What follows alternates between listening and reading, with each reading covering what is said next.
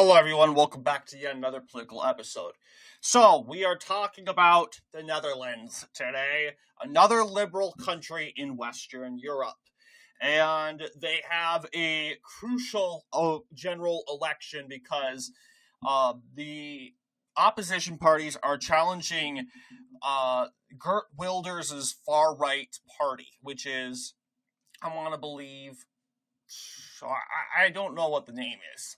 It sounds very weird, but he comes from the Party for Freedom. It is labeled far right, but what does this actually mean? I'm assuming it's more like GOP leaning. Remember, it's a little bit different in Europe compared to the party affiliation in the United States. But yes, Geert Wilders is currently tied with the D66, which is, in other words, the Democrat 66. Democrat 66. It's more of a center-left party, and so far they are scoring the wins in this. They have picked up a net gain of plus 17, and Geert Wilders' political party has suffered a net loss of 11, which is not good. So we were very hoping that Geert Wilders would sweep like he did in 2023. He did not. In fact, the opposition swept, and it seems that you got the liberal political party, Democrat 66. They ended up picking up a net worth of 17, and it looks like they're very well going to win this election, although you might have one more seat or something like that, but it looks like you got a tie in the said House of Representatives. Of course, none of those political parties listed down below have won a majority of 76, which is needed in order to win the elections.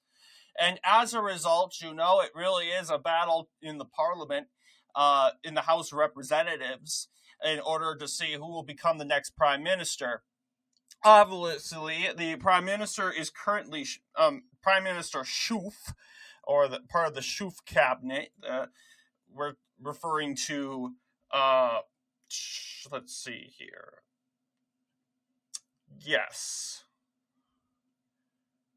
Yeah, he is the current prime minister. So, to clarify, Geert Wilders is not the prime minister, and we knew that. I mean, let's just say Netherlands would be much more friendlier to the United States if Wilders was the PM. But the prime minister is Dick Schoof. He is obviously he is an independent, so he doesn't come from any political party. He is actually more, well, let's see what his political Labor Party. Okay, so yeah, he's more center left.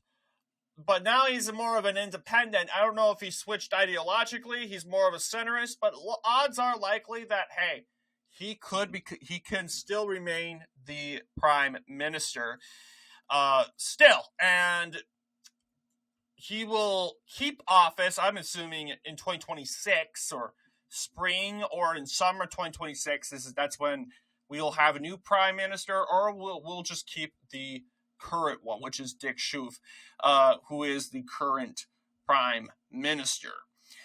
So really, it's not about who becomes the prime minister, because Schoof is very likely to remain prime minister, because it looks like ideologically he has favors of both of many political parties.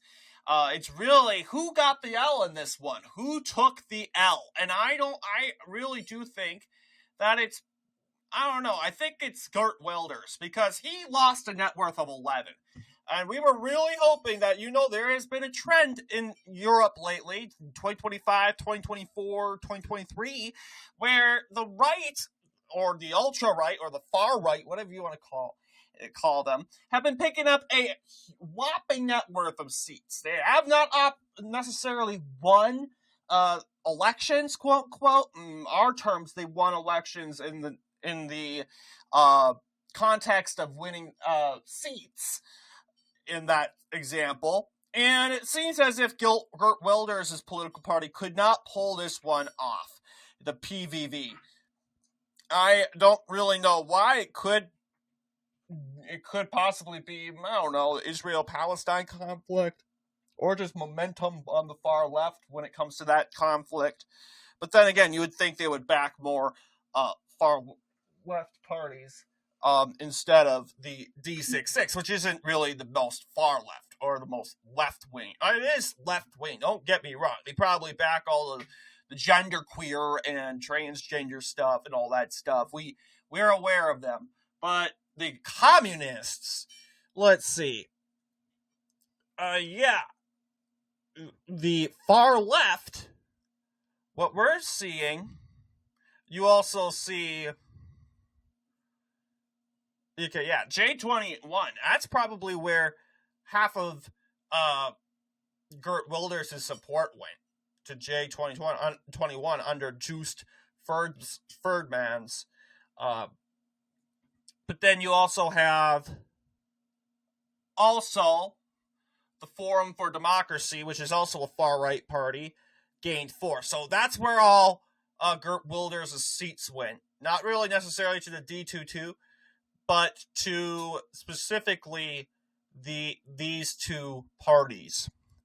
But yeah, I can't find the far-left parties. Out of everything you'd think they'd gain, but no. In fact, I would say D66 ended up taking seats from the BBB, which is the farmer citizen movement. It's more center-right to right-wing, but then again, they're more of the moderate side. You also have the Socialist Party. Yeah, they lost seats. They didn't gain anything. You could say they lost seats to the D66 or something like that. Lawrence Dassin and Volt, which is a center-left, they lost seats. But I wouldn't categorize this as a win for the left or the right. It's very hard to do that in these countries where you just have the prime minister and it's just a battle for seats in the parliamentary system. It's very hard to characterize it because you have half of the right wing doing good. You got GA21. They did very well. They picked up a net worth of 8. You basically traded seats, Geert Wilders seats, to the JA21. You also have the FVD. They also did very well. Mainly the far right, but I would just say far right ended up carrying just taken away from the PVV and the Party of Freedom, really. And that's all what happens. Like, not money, not stuff in regards to that. But yeah, I mean, I don't know what to say. I mean, it is what it is. If you're from the PVV, this is an L. I'm just telling you, this is an L if you come from the Party for Freedom. This is an L in this election. This was not your year. But if you're just an ideologically right-wing populist like myself, you most likely call this I don't know. It's not necessarily a W. I won't walk around saying it's a W, because really you're just infighting with other right-wing populist parties like the PVV. So I don't know what to take from this other than, hey, look, the left, yes, the D66, this was a W. If you come from the D66, then this is a W. You had an amazing night. You picked up a net worth of 17. You didn't necessarily gain the majority. You're tied with the PVV. But hey, you basically broke a whopping majority in Parliament, in the House of Representatives, by the PVV. So, and not obviously, you all should be proud and happy when it comes to that. But yes, what about our map? Okay, this is going to be difficult. As of right now, we'll just call this a tilting left, okay? Because technically, you have the D66. They're gonna win. They're gonna be the ones on the top at the end of the day. It's over. You got 99.7. They are poised to remain on the top of the leaderboard with 17 net gains. Really, it's just a tie, but if you want to put in the context of who gained the most, it's the D66. But I would say, like, let's just see the results by popular vote. Yes, we do have results by popular vote, and man, it is pretty close. I mean, the D66 is winning by like 0.13% of the vote, which is very important to know. Which, because of that, and hey, who knows, maybe Party for Freedom could top on the top.